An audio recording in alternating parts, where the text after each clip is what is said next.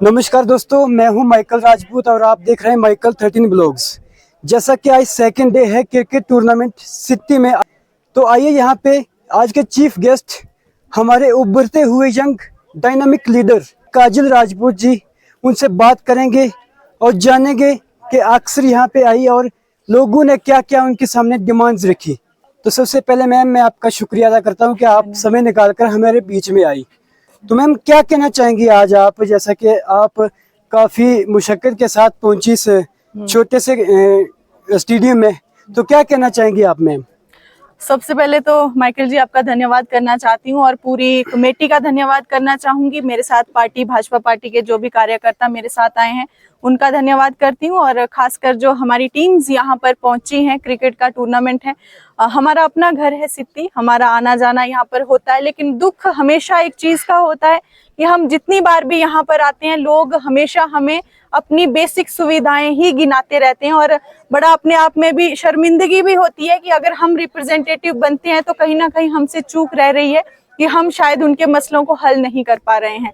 लेकिन मेरी हमेशा अपने लोगों से एक ही बात रहती है और एक ही आवाज में हमेशा यही बोलती हूँ कि जितना हमसे हो पाएगा पूरी कोशिश करेंगे। जैसे इन्होंने टावर की, नेटवर्क की यहाँ पर बात की कि नेटवर्क की बड़ी दिक्कत है यहाँ पर, लोगों को घर पे बात भी करनी होती है या कोई बाहर बच्चे पढ़ भी रहे हैं तो उनको पढ़ाई लिखाई में या बेसिक अपना, अब देखो नेटवर्क तो एक मेन बेसिक सी फैसिलिटी है आज के टाइम में, और ये लोग उस चीज से भी वंचित है। दूसरा, यहाँ पे रोड की डिमांड जो है इन लोगों ने रखी।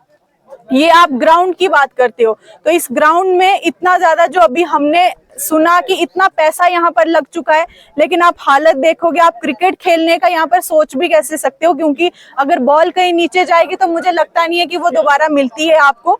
बाउंड्री यहाँ पर चाहिए, एक शेड यहाँ पर चाहिए, ताकि जो बच्चे यहाँ पर खेलने आते हैं तो वो उनको इस तरह की दिक्कत, आप जैसे आज देखोगे बारिश इतनी ज्यादा हो रही है कि रहना खड़े होना भी यहाँ पर मुश्किल आ रही है। तो शेड बड़ा जरूरी है, बाउंड्री बड़ी जरूरी है यहाँ पर, और रोड देखो हर नेता यहाँ पर आता है, बात करता है, लेकिन खुद भी उनको इसी रास्ते से चलकर आना है। लेकिन मैं कहती हूँ कि बड़ी दुख की बात है कि आज तक बातें तो करी है लेकिन कोई भी हल जो है इस चीज का नहीं निकला है। लेकिन मैं आप लोगों से इतनी ही बात करूंगी कि जितना मुझसे हो पाएगा आपके इस संघर्ष की, इस लड़ाई में मैं आपके साथ हूँ।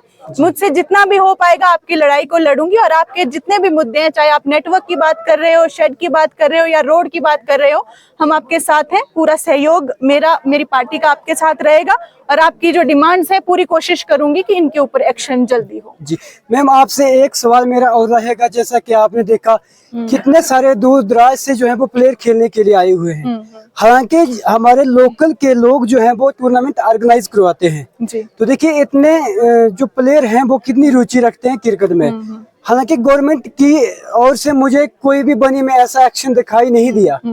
तो क्या कहना चाहेंगे मैम कि गवर्नमेंट अगर टूर्नामेंट ऑर्गेनाइज हो तो मुझे लगता है कि हमारे बनी में भी ऐसे ऐसे प्लेयर हैं जो आगे स्टेट नेशनल लेवल तक जा सकते हैं, लेकिन उनको प्लेटफॉर्म ना मिलने की वजह से बेचारे हमारे गांव में ही खेल कूद करते हैं और उसी में ही आनंद रहते हैं। तो क्या कहना चाहेंगी मैम आप?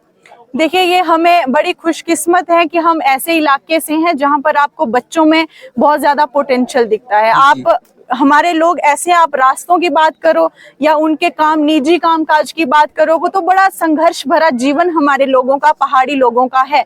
लेकिन अगर आप जब फैसिलिटीज की बात कर रहे हो, गवर्नमेंट कहीं पर कमी नहीं रखती है। आप गवर्नमेंट की जब बात करते हो तो गवर्नमेंट की तरफ से भर भर कर पैसा आता है, लेकिन जब हमारी जमीनी स्तर पर उसको लगाने की बात आती है तो शायद अब अगर 5 रुपए गवर्नमेंट दिल्ली से दे रही है तो जब ग्राउंड तक पहुंचता है तो मुझे लगता है एक चवन्नी जो है वो ग्राउंड पर लगता है। तो ये कमियां कहीं ना कहीं हमारे नेताओं में है। मैं कहूंगी एडमिनिस्ट्रेशन शायद हमारी काफी आंखें बंद कर कर भी बैठी है, तो वो हमारा फर्ज है, आप सब जनता का भी फर्ज है। आप सब जनता वोट देते हो, लेकिन आपको काम लेने के लिए आपको फिर हिचकिचाना नहीं है।